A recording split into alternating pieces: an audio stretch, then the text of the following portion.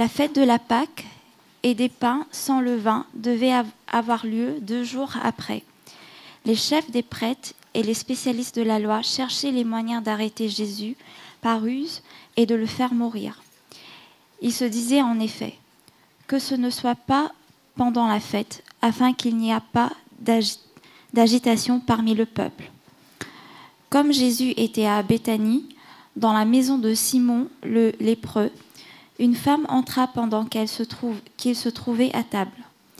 Elle tenait un vase qui contenait un parfum de nard pur très cher. Elle brisa le vase et versa le parfum sur la tête de Jésus. Quelques-uns exprimèrent leur indignation entre eux. À quoi bon gaspiller ce parfum? On aurait pu le vendre plus de 300 pièces d'argent et les donner aux pauvres. Et ils s'irritaient contre cette femme. Mais Jésus dit, « Laissez-la. Pourquoi lui faites-vous de la peine? Elle a fait une bonne action envers moi. En effet, vous avez toujours les pauvres avec vous et vous pouvez leur faire du bien quand vous le voulez. Mais vous ne m'aurez pas toujours. Elle a fait ce qu'elle a pu et elle a davantage parfumé mon corps pour l'ensevelissement. Je vous le dis en vérité, partout où cette bonne nouvelle sera proclamée dans le monde entier, on racontera aussi en souvenir de cette femme ce qu'elle a fait. » Judas l'Iscario, l'un des 12, alla vers les chefs des prêtres afin de leur livrer Jésus. Ils se réjouirent en l'entendant et promirent de lui donner de l'argent. Quant à Judas, il se mit à rechercher une occasion favorable pour le trahir. Le premier jour des pains sans levain, où l'on sacrifiait l'agneau pascal, les disciples de Jésus lui dirent « Où veux-tu que nous allions te préparer le repas de la Pâque ?» Il envoya 2 de ses disciples et leur dit « Allez à la ville, vous rencontrerez un homme qui porte une cruche d'eau, suivez-le. Là où il entrera, dites au propriétaire de la maison. Le maître dit, où est la salle où je mangerai la Pâque avec mes disciples? Alors il vous montrera une grande chambre à l'étage, aménagée et toute prête. C'est là que vous nous préparerez la Pâque. » Ses disciples partirent, arrivèrent à la ville et trouvèrent tout comme il leur avait dit, et ils préparèrent la Pâque. Le soir venu, il s'y rendit avec les 12. Pendant qu'il était à table et qu'il mangeait, Jésus dit, « Je vous le dis en vérité, l'un de vous qui mange avec moi me trahira. » Ils devinrent tout tristes et lui dirent l'un après l'autre, « Est-ce moi ?» Il leur répondit, « C'est l'un des 12, celui qui met la main dans le plat avec moi. Le Fils de l'homme s'en va conformément à ce qui est écrit à son sujet. Mais malheur à l'homme par qui le Fils de l'homme est trahi. Mieux vaudrait pour cet homme qu'il ne soit pas né. » Pendant qu'il mangeait, Jésus prit du pain et après avoir prononcé la prière de bénédiction, il le rompit et leur donna en disant, « Prenez, mangez, ceci est mon corps. » Il prit ensuite une coupe et, après avoir remercié Dieu, il la leur donna et ils en burent tous.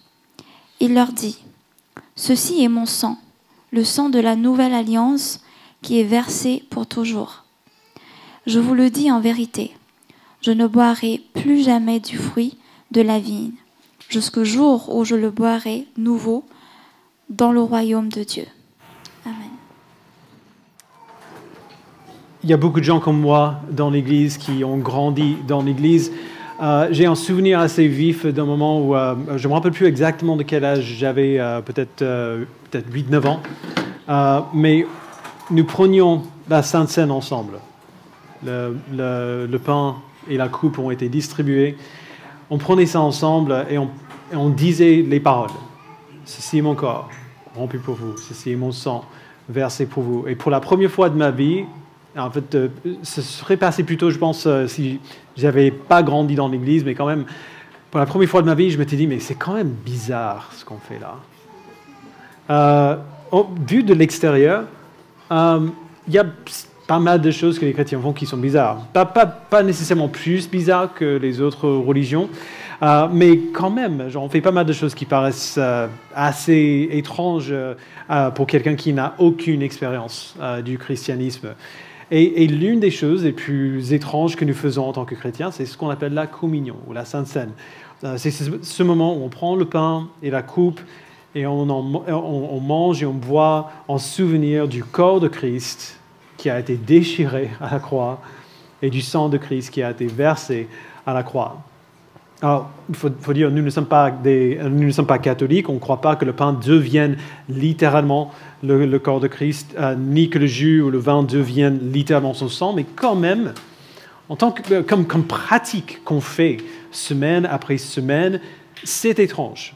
Certains pourraient même la trouver un peu morbide, voire même de mauvais goût. Alors du coup, pourquoi est-ce qu'on le fait? Ce texte qu'on vient de lire nous donne la réponse à cette question. Mais il va bien plus loin qu'une simple explication d'une simple explication du sens de la Sainte Seine. Il nous montre quelle devrait être la disposition de nos cœurs quand nous prenons ce repas. Et ce qu'elle devrait devenir, ce que la disposition de notre cœur devrait devenir à cause du fait de le prendre ensemble, semaine après semaine. Mais avant d'entrer dans le vif du sujet, on va juste se rappeler rapidement d'où nous en sommes dans l'histoire. Jésus vient de passer tout le chapitre 13 à parler à ses disciples du jugement dernier et de ce qui va arriver avant son retour. D'ailleurs, Joe n'est pas là, je voulais quand même lui remercier, il est parti avec les grands, je voulais quand même lui remercier pour ses deux prédications ces 2 dernières semaines. C'était un texte difficile, il a fait un excellent travail pour en dégager le cœur du message qui n'est pas hyper simple à faire. Bref, on a vu le but de cet enseignement de Jésus à la toute fin du chapitre 13. Si vous voyez dans vos Bibles, regardez les derniers mots du chapitre 13, il dit simplement « Restez vigilants ». Restez éveillés, dans d'autres traductions. Restez vigilants, ne vous laissez pas endormir. Ses disciples ont peut-être pensé que Jésus leur donnait un commandement pour plus tard, quand il disait « restez vigilants », parce qu'il parlait quand même des choses qui arriveraient à la fin. Mais comme on va le voir aujourd'hui, c'était un commandement pas pour la fin, pas pour dans 10 ans, pas pour plus tard, mais pour tout de suite. Restez éveillés, restez vigilants. Voilà le contexte de ce passage merveilleux qu'on vient de lire. C'est sombre, c'est difficile, mais c'est merveilleux. Quand on arrive au chapitre 14, la situation est un petit peu particulière. Si vous avez grandi dans l'Église, vous avez sans doute déjà vécu cela. Un ou deux moments précis de chaque année, il y a l'atmosphère de dévotion spirituelle qui devient un peu plus dense dans l'Église. En général, ça arrive à Noël ou à Pâques. Ce sont les 2 grandes fêtes chrétiennes, les moments où on se souvient de la naissance de Christ pour Noël et de la mort et la résurrection de Christ pour Pâques. Et les églises marquent toujours ces occasions d'une manière particulière, comme nous on le fera aussi. Et dans le temps qui précède ces fêtes, souvent, les gens vont se trouver à lire leur Bible avec un peu plus d'intensité. Ils vont vouloir faire un effort particulier, un peu plus intentionnel pour réfléchir à Dieu et méditer sur ce qu'il a fait pour nous. C'est exactement cela qui était la fête de la Pâque pour les Juifs. Juste une petite note technique, mais quand même importante. La Pâque, dans ce passage, n'est pas à confondre avec la fête chrétienne de Pâques. Ce n'est pas la même chose, pas exactement. Les 2 fêtes ont un nom presque identique, il y a un S en français, mais presque identique, et c'est un peu logique qu'ils partagent le même mot. En anglais, ce n'est pas le cas. L'Église ancienne a repris le même mot pour la fête chrétienne que pour la fête juive, Pâques, et a bien plus tard rendu le mot au pluriel pour faire référence aux différents jours de la semaine sainte, dimanche des Rameaux, le vendredi saint et le dimanche de Pâques. Et l'Église a fait cela parce que, comme on va voir aujourd'hui, Jésus redéfinit le sens de la fête juive de la Pâque pour ses disciples. Souvent, les traductions françaises peuvent compliquer les choses un petit peu ou rendre les choses un peu pas claires. Là, c'est presque poétique, la manière dont c'est traduit. On ne peut pas entrer dans tous les détails aujourd'hui, mais la fête juive de la Pâque, qui marquait le début de la fête des pains sans levain, c'était une fête très élaborée. Le jour de la Pâque, chaque famille ou chaque groupe offrait un agneau en sacrifice au temple, et puis ramenait le sacrifice à la maison, le faisait cuire et le mangeait le soir même. Et cet agneau rappelait l'histoire qu'on voit dans Exode chapitre 12, si vous vous souvenez de notre série sur l'Exode. Dieu s'apprêtait à envoyer un jugement sur l'Égypte qui maintenait le peuple d'Israël en esclavage. Dieu dit au peuple qu'il va envoyer un ange qui va passer à travers l'Égypte et tuer tous les premiers-nés de chaque famille comme un jugement contre eux. Mais Dieu donne à Israël un moyen d'échapper à ce jugement. Chaque famille devait sacrifier un agneau et mettre son sang sur les montants de la porte de leur maison afin que l'ange n'entre pas dans cette maison et n'y fasse pas mourir le premier-né. Alors bien sûr, Dieu n'avait pas besoin d'un signe. Pour ça, ce n'est pas comme si l'ange risquait de se tromper d'adresse et rentrer dans la mauvaise maison. Mais à travers ce sacrifice qu'il leur ordonnait d'offrir, Dieu préparait déjà quelque chose de beaucoup plus grand qui arriverait beaucoup plus tard. C'est cet événement-là que le peuple célébrait à la Pâque. Et la ferveur religieuse montait en intensité à ce moment de l'année à chaque fois. Et c'est ça qui rend ce qu'on voit dans les premiers versets d'autant plus surprenant. Relisons encore à partir du verset 1. La fête de la Pâque et des pains sans levain devait avoir lieu 2 jours après. Donc 2 jours après les événements qu'on voit ici. Les chefs des prêtres et les spécialistes de la loi cherchaient les moyens d'arrêter Jésus par ruse et de faire mourir. Ils se disaient en effet que ce ne soit pas pendant la fête, afin qu'il n'y ait pas d'agitation parmi le peuple. Alors, il n'y a rien d'étonnant, si vous avez suivi l'Évangile jusqu'ici, rien d'étonnant à ce que les chefs des prêtres et les spécialistes de la loi veuillent en finir avec Jésus. Ce n'est pas la première fois qu'on voit ça, ça fait longtemps qu'ils complotent contre lui. Ce qui est surprenant ici, c'est la transparence de leur hypocrisie. Ils veulent l'arrêter et le tuer, mais pas pendant la fête.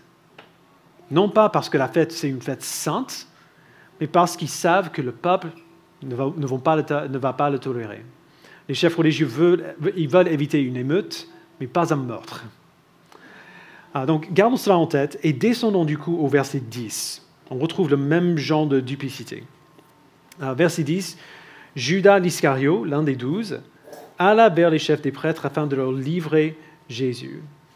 Ils se réjouirent en l'entendant et promirent de lui donner de l'argent.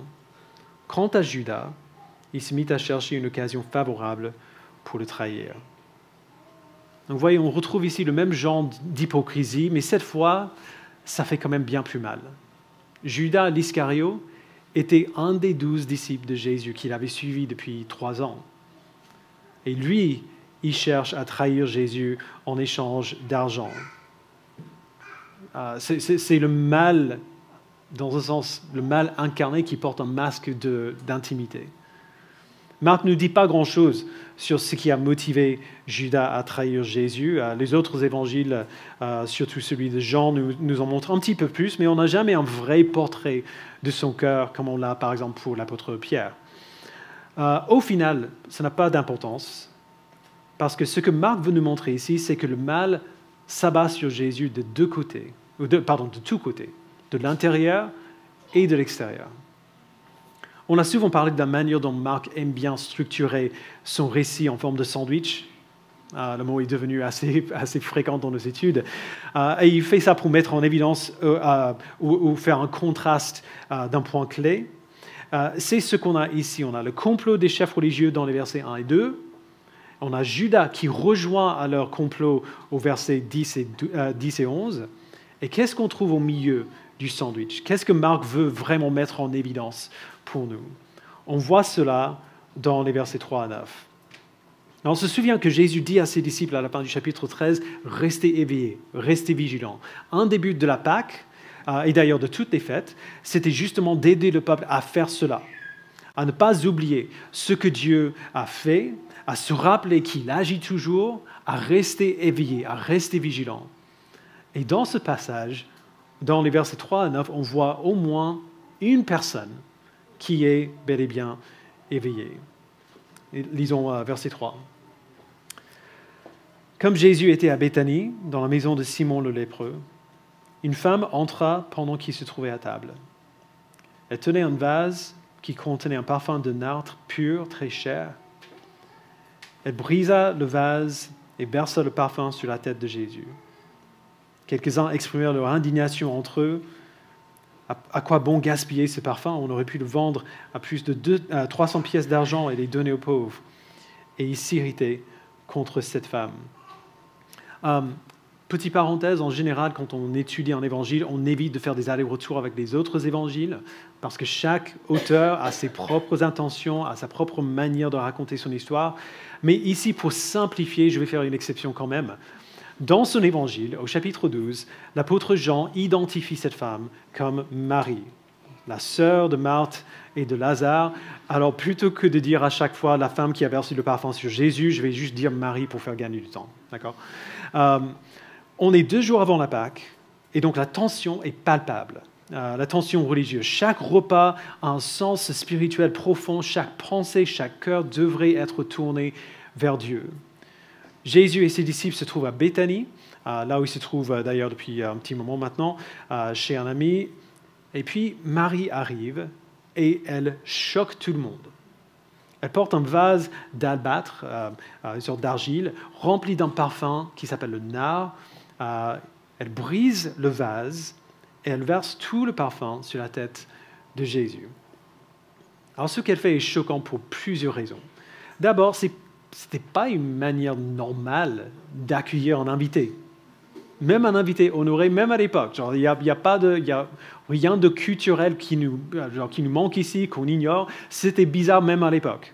Un serviteur, quand on arrivait chez quelqu'un, un serviteur lavait les pieds des invités, mais on ne leur versait pas de parfum sur la tête quand même. Ce genre de geste, ça évoque plutôt ce qu'on faisait dans le temple ou dans le tabernacle, quand on offrait des herbes ou des parfums, des huiles aromatiques à Dieu lui-même.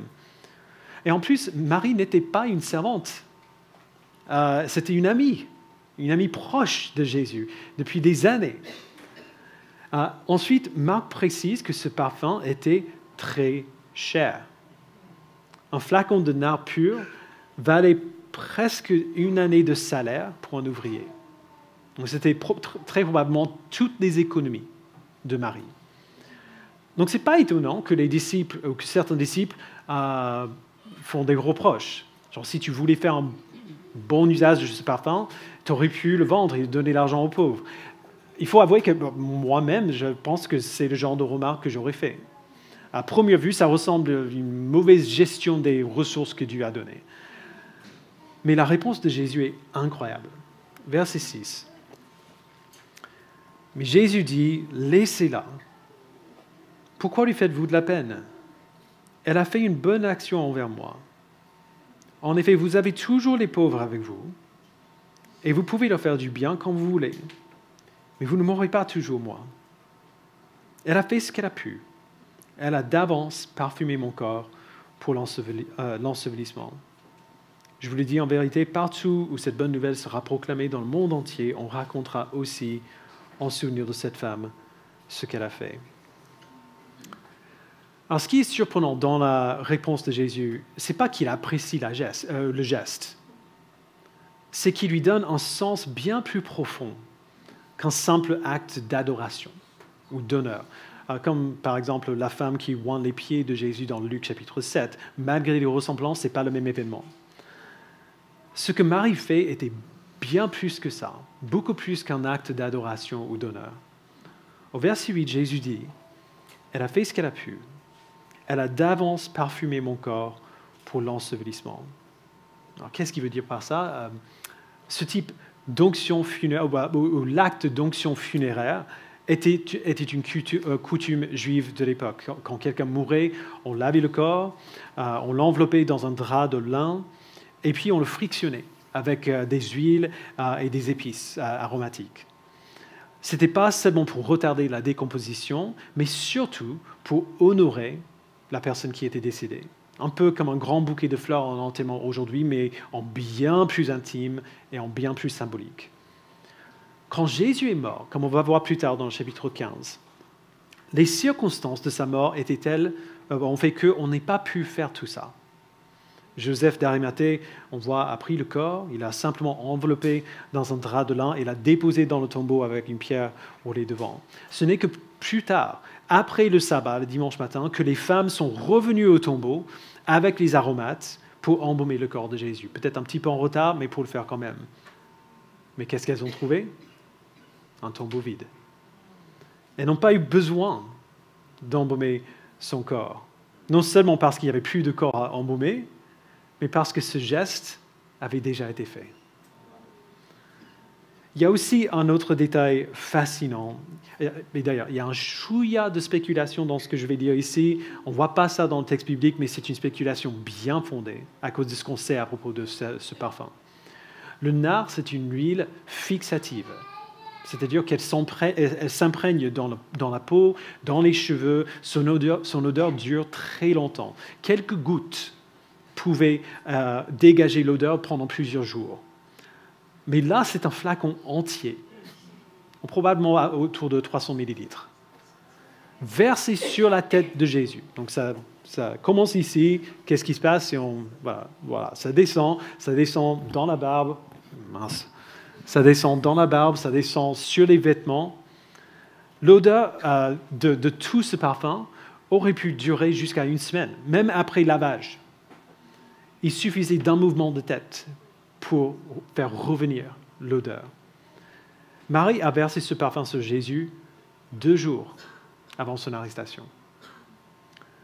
Ça veut dire que lorsqu'il a été arrêté, lorsqu'il a été battu, lorsqu'il a été flagellé, quand on a posé la couronne d'épines sur sa tête, quand il a été cloué à la croix, mêlé à la sueur et au sang, il est très probable que l'odeur du parfum se dégageait encore, rappelant l'amour et la dévotion de Marie à ce moment-là. Vous imaginez pour Jésus? Alors, c'est un réconfort petit, peut-être, dans un moment de souffrance aussi intense, mais pas du tout insignifiant. On peut se demander si Marie comprenait vraiment ce qu'elle faisait.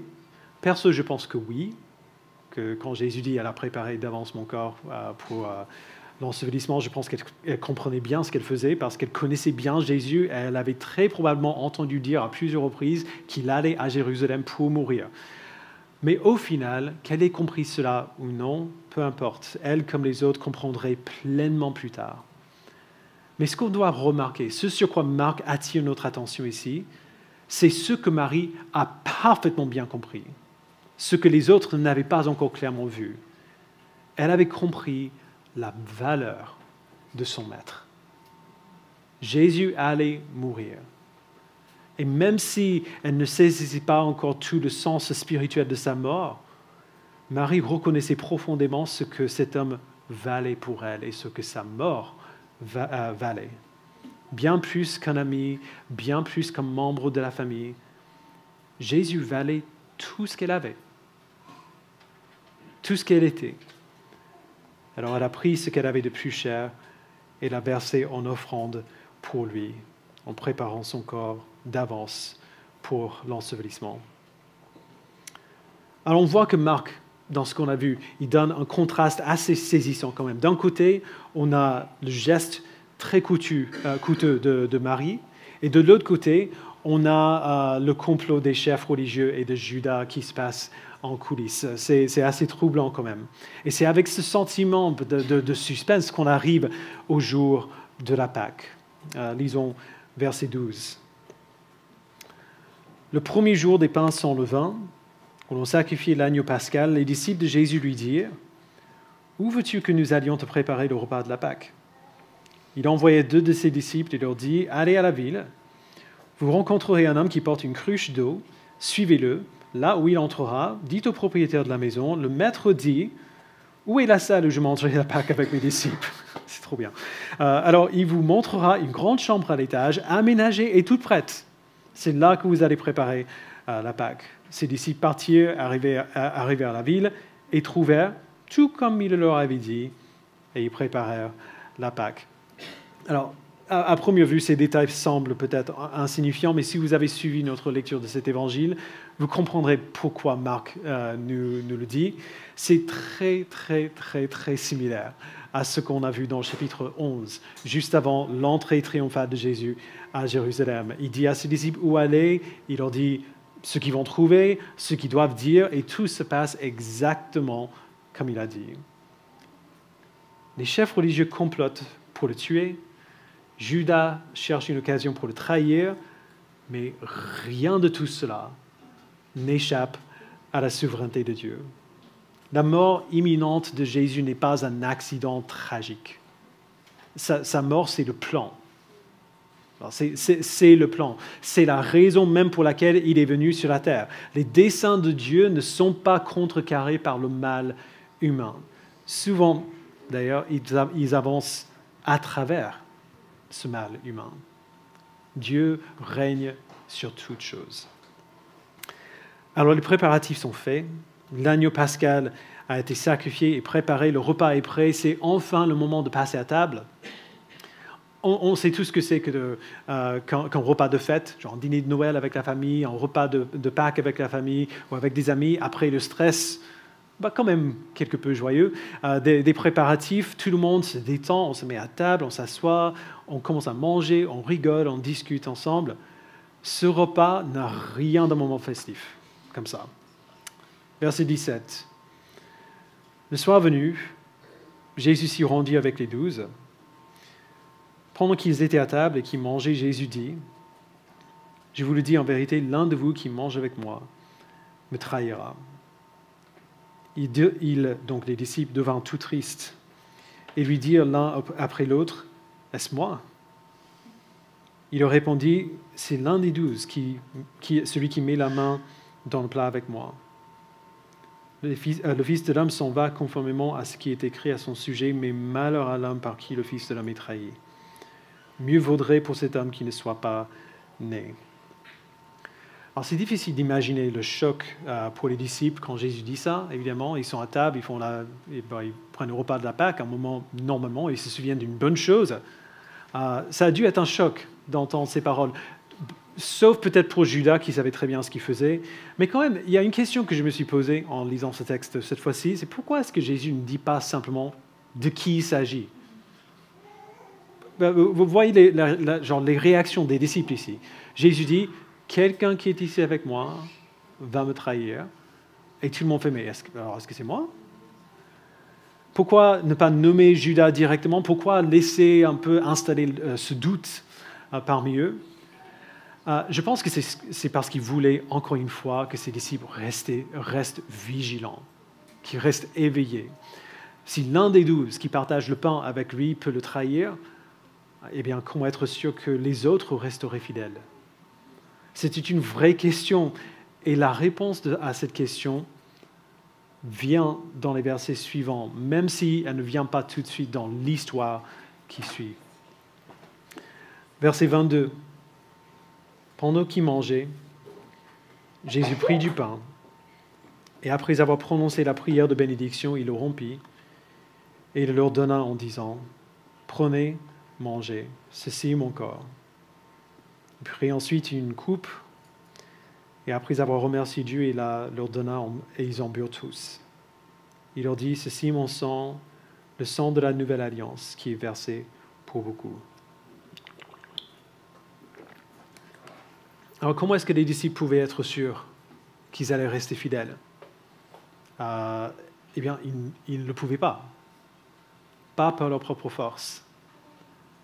Mais ce que Jésus dit par cet acte, par ces paroles qu'on vient de lire, c'est que les disciples n'étaient pas seuls. À travers ce que Jésus va faire, Dieu établit une nouvelle alliance avec son peuple. Alors c'est un peu compliqué si ça ne fait pas très longtemps que vous êtes exposé à la Bible ou à la foi chrétienne, mais on a besoin de bien comprendre pour comprendre ce qui se passe ici.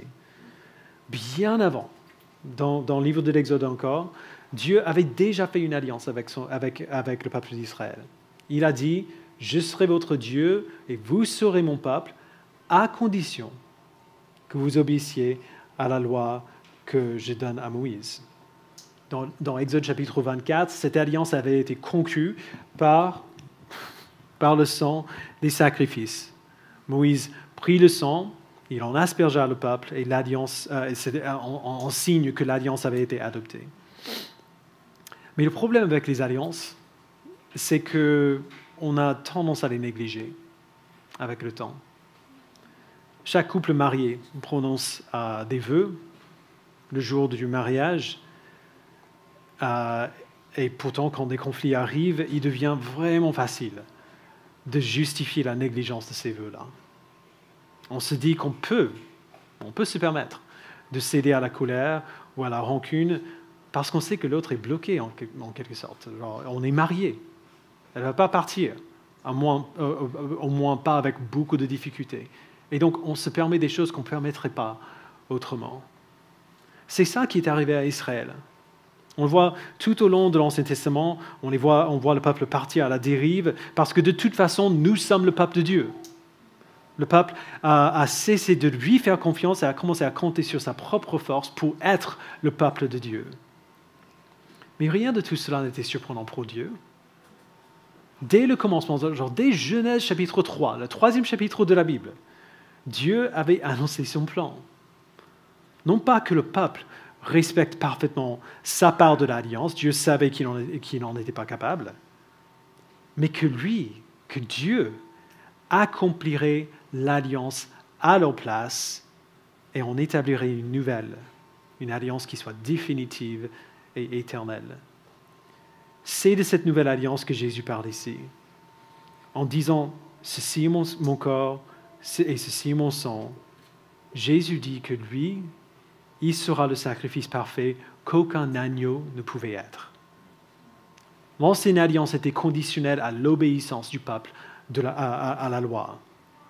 Mais cette nouvelle alliance, non pas scellée par le sang d'un agneau, mais scellée par le sang de Christ à la croix, n'est pas conditionnelle à notre obéissance parfaite. Elle n'a pas besoin de l'être parce que Christ a été parfaitement obéissant pour nous, à notre place. Tout est accompli déjà. Tout est fait, tout est fini. Ceci est mon corps, il dit, non pas le corps d'un agneau, c'est mon sang, le sang de l'alliance, non pas le sang d'un agneau. Aucun agneau, aucun animal ne pourrait prendre la place d'un être humain, mais Jésus-Christ, le Fils de Dieu, pleinement Dieu et pleinement homme, est capable de prendre la place de tout son peuple, de chaque être humain qui sauve. Voici la première fois que les disciples de Christ participent à ce geste, à ce moment de prendre le pain en souvenir de son corps et la coupe en souvenir de son sang. Et c'est un geste que l'Église répète depuis 2000 ans maintenant, et pour les mêmes raisons.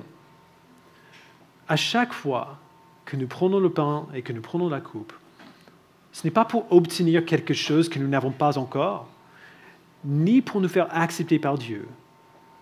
C'est pour nous rappeler que nous avons déjà tout en Christ et que nous sommes déjà acceptés par Dieu et que ça ne changera pas. C'est pour ça qu'on le fait semaine après semaine après semaine après semaine. Pour nous rappeler que la nouvelle alliance se renouvelle à perpétuité pour toute l'éternité. Alors, rien de ce que je viens de dire n'est totalement nouveau pour la plupart d'entre vous. Quand même, il y a, dans l'application, dans la mise en pratique de ce moment, beaucoup de chrétiens se trompent quand même.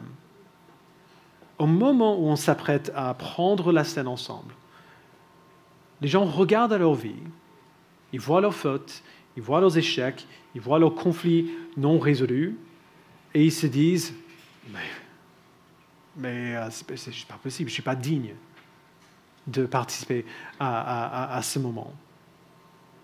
Et pour le coup, quand le pain et la coupe passent, ils s'abstiennent en disant « peut-être la prochaine fois. Quand j'aurai un peu mieux remis ma vie en ordre, je le prendrai à ce moment-là. » Alors, il faut savoir que cet instinct n'est pas totalement mauvais. C'est pas totalement injustifié. Oui, si nous vivons dans le péché non repenti, la communion est un rappel qui est pressant, qui nous dit « repens-toi, pardonne, demande pardon, reste éveillé ». Et Paul met en garde contre le fait de prendre la scène sans une repentance qui va avec, sans le pardon demandé ou le pardon donné lorsqu'il est nécessaire. Mais il faut absolument qu'on se souvienne que lorsque Jésus a fait cette première communion avec ses disciples, les disciples avec qui il a partagé n'avaient pas du tout leur vie en ordre. Quelques heures plus tard, tous les disciples allaient l'abandonner, à part un. Pierre allait le renier, Judas allait le trahir. Et pourtant, Jésus leur a donné le pain et la coupe. Pourquoi? Parce que la nouvelle alliance ne dépend pas de leur obéissance, de l'obéissance des disciples. La nouvelle alliance dépend de l'obéissance de Jésus. Alors, si votre réflexe face au pain et à la coupe, c'est de vous sentir indigne de les prendre, vous avez raison. C'est vrai, vous en êtes indigne. Et moi aussi. Mais c'est précisément pour cela qu'il ne faut pas nous en abstenir. Notre péché, aucun péché, n'est assez grand pour annuler le sacrifice de Christ qui est fait pour son peuple. Aucun. Si vous êtes sauvés par la foi, c'est grâce à l'obéissance de Christ, non pas grâce à votre obéissance à vous. Et son obéissance, elle est parfaite. Peu importe ce que vous ressentez quand vous venez à l'église. Peu importe combien vous regardez à la semaine passée et vous dites « Oh, mais c'était horrible, je me sens comme un imposteur en étant là. » Peu importe, l'obéissance de Christ est parfaite. Alors du coup, permettez à ce moment de vous servir de rappel. Un rappel de vous repentir, un rappel de chercher la réconciliation si besoin. Faites-le, et puis prenez, mangez, buvez. Parce que, désolé de le dire un peu brutalement, vous n'êtes pas le centre de ce moment. Quand on prend la scène, quand on prend la communion, vous n'êtes pas le centre. Ce n'est pas un moment entre vous et Dieu en personnel. Aucun de nous n'est le centre de ce moment-là. Le centre, c'est Christ. Le sacrifice que lui, il a fait, la foi que lui, il nous a donné, l'obéissance que lui, il a présentée devant Dieu à notre place. Et enfin, après avoir dit tout ça, Jésus ajoute encore une chose, une note assez forte d'espérance. Au verset 25, il dit « Je vous le dis en vérité, je ne boirai plus jamais du fruit de la vigne jusqu'au jour où je le boirai nouveau dans le royaume de Dieu. » On le sait bien en France, le vin est au cœur de toute fête qui est digne de ce nom. Le vin, c'est la joie, c'est la célébration. Si ça devient l'habitude, à ce moment-là, peut-être on devrait se méfier, mais le vin, genre une fête sans vin sur la table, c'est quand même étrange. Et merci Seigneur, il en sera de même dans le royaume de Dieu. Jésus dit qu'il ne boira plus de fruits de la vigne jusqu'au jour où il le boira de nouveau dans le royaume de Dieu. Ce repas de Pâques était le dernier que Jésus allait partager sur cette terre, allait prendre sur cette terre. Mais il y a un autre festin qui arrive. Quand Jésus reviendra, quand toutes choses seront renouvelées, tout ce qu'on a vu ces 2 dernières semaines, il y aura un nouveau repas, une nouvelle fête, une nouvelle célébration. Et cette fois-ci, ce sera pour toujours. Alors du coup, pour terminer, prenons un pas de recul. Ce texte nous présente le sacrement de la scène sous un angle très particulier, assez différent de ce qu'on fait d'habitude dans la plupart des églises. Parce que dans ce texte, il y a un contexte derrière le pain et la coupe partagés. Bien sûr, il y a le contexte de la Pâque, mais il y a aussi le contexte de Marie, qui verse son vase de parfum sur la tête de Jésus. Quand Jésus a donné le pain et la coupe à ses disciples, c'était juste après le repas de la Pâque. C'était au même moment. Le repas où on mangeait l'agneau, ce mémorial du sacrifice qui a protégé le peuple en Égypte. Et pendant qu'il mangeait ce repas, pendant qu'il prenait le pain et la coupe, il est fort probable, encore une fois, qu'il pouvait encore sentir le parfum que Marie a versé sur la tête de Jésus, qui se mêlait aux odeurs de la viande, du pain et du vin. Pendant notre groupe de co cette semaine, quelqu'un a posé une excellente question. À quoi a dû ressembler la première scène pour les disciples après la résurrection? Cette fois-ci, ce qu'on voit dans ce passage, la scène qu'on voit décrite, c'est la seule fois où ils ont pris la scène en présence physique de Jésus. Et c'est la seule fois, très probablement, qu'ils ont pris la scène sans tout comprendre, sans vraiment encore comprendre ce qu'ils étaient en train de faire quand ils prenaient le pain et la coupe. Mais après la résurrection, ce n'était pas la même chose. À chaque fois que les disciples prenaient la communion après, l'odeur du parfum aurait été absente, parce que Jésus était ressuscité, il montait au ciel. Et l'agneau pascal serait aussi absent, parce que Jésus a été le véritable agneau pascal, sacrifié pour libérer son peuple du jugement une fois pour toutes. À chaque communion, à chaque sainte scène après la résurrection, le pain et le vin seuls suffisent à nous rappeler tout cela. Vu ce contexte extraordinaire, il faut comprendre que la scène n'est pas seulement un mémorial. Ce n'est pas seulement un moment où on se recueille, où on se souvient. C'est un appel à une prise de conscience et un appel à l'action. À chaque fois que nous prenons le pain et la coupe, il y a une question qui devrait être au premier plan de nos pensées. Quelle est la valeur de la mort de Jésus pour moi? C'est ça la question que la scène nous oblige à poser. Quelle est la valeur de la mort de Jésus pour moi? Il y a 1000 façons de répondre à cette question, 1000 façons de réagir face au sacrifice de Jésus. Beaucoup vont réagir comme les chefs religieux, comme Judas. Face à Christ, ils ressentent du dégoût ou du rejet. Beaucoup d'autres vont réagir comme les disciples qu'on voit dans ce chapitre. Alors ils vont répondre avec confusion, avec perplexité ou avec doute. Est-ce que c'est moi? Est-ce que je vais le trahir? Comment est-ce que je peux être sûr que je vais rester fidèle? Mais la seule réponse juste, la seule réponse appropriée, c'est celle de Marie. Face à la mort imminente de son Seigneur, elle a donné ce qu'elle avait de plus précieux. C'était un don matériel, oui, mais ce don matériel représentait beaucoup plus que son coût financier.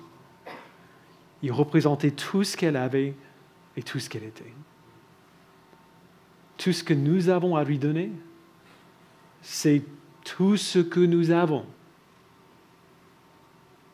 Tout ce que nous avons à lui donner, c'est tout ce que nous avons, tout ce que nous sommes, toutes nos vies, nos affections, nos désirs, nos rêves, nos plans.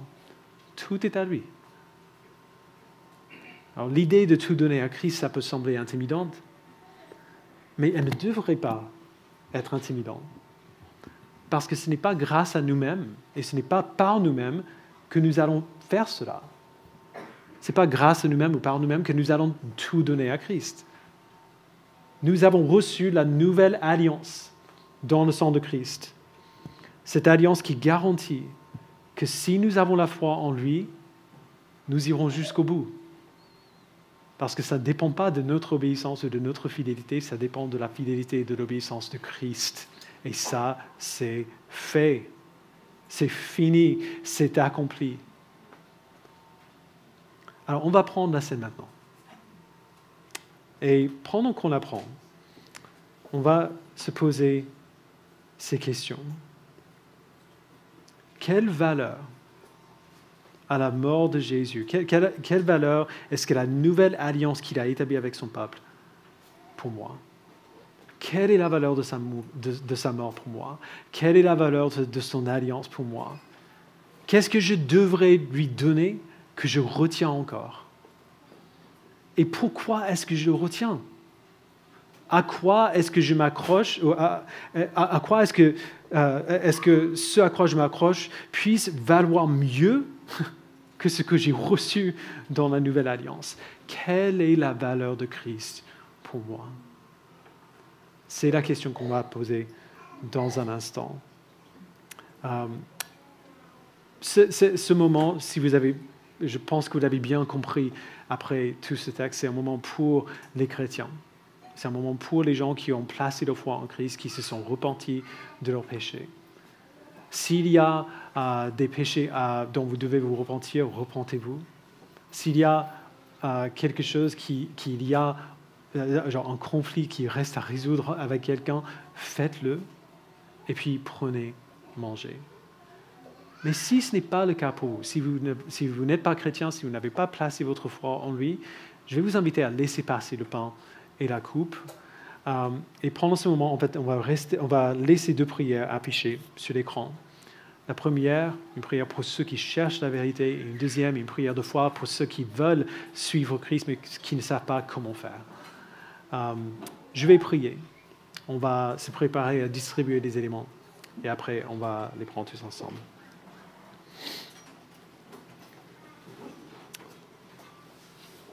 Père, nous te remercions pour cette image parlante et tactile que tu nous as donnée. Ce pain que nous prenons dans la bouche, que nous sentons, ce jus que nous buvons. Merci de nous avoir montré tout ce, pas la raison pour laquelle on fait, pourquoi on a une habitude dans l'Église, mais ce que tu as fait qui mérite notre rappel régulier. Merci Père de nous avoir montré ce que Christ a fait pour nous. Nous le comprenons à peine encore aujourd'hui, peu importe combien de temps nous avons passé avec toi, nous luttons pour comprendre l'immensité de ton œuvre pour nous. Mais je prie, Père, qu'avec le peu que nous comprenons, tu nous permettes de répondre comme Marie, de répondre à ton sacrifice, à ta vie parfaite vécue pour nous, à ta mort atroce subie pour nous et à ta résurrection qui applique tout cela à notre vie. Permets-nous, Père, de ne rien retenir, mais de te donner tout ce que nous avons, tout ce que nous sommes, tout ce que nous aimons, tout ce dont nous rêvons, tout ce que nous voulons. Prends tout. C'est la seule réponse qui est appropriée. Merci, Père, de préparer nos cœurs pour cela. Au nom de ton Fils, nous prions. Amen.